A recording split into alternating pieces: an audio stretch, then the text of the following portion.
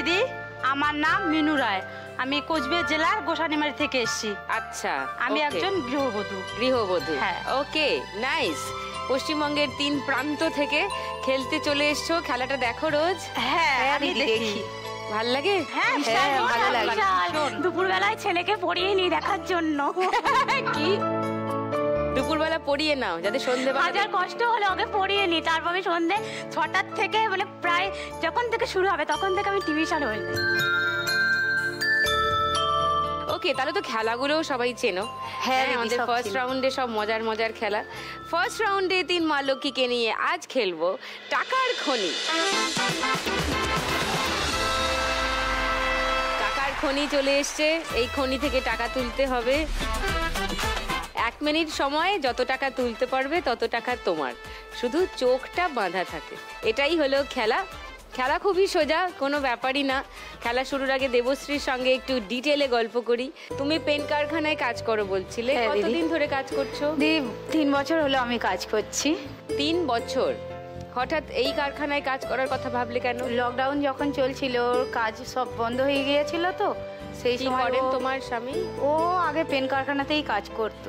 সেই সময় তো সব বন্ধ হয়ে গিয়েছিল, তো তারপরে ওই কাজ নেই বলে চিন্তায় স্ট্রোক হয়ে যায় দিদি।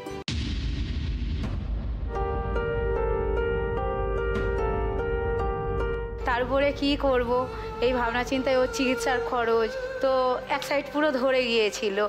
সেইখান থেকে আবার এখন ভালো আছে, এখন টোটো চালায়।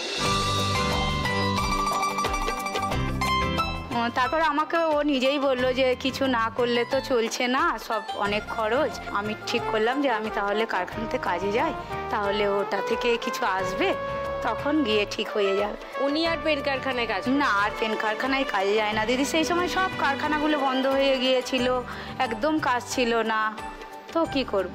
আর বাড়ি থেকে কেউ এসছে? আর কি? হ্যাঁ, আমার 2 ছেলে এসছে দিদি। ওই তো, হ্যালো। দেবশ্রী কিভাবে কাজ করে, সারাদিন কি কাজ সে করে, তার কিছু ঝলক আপনাদের দেখাই।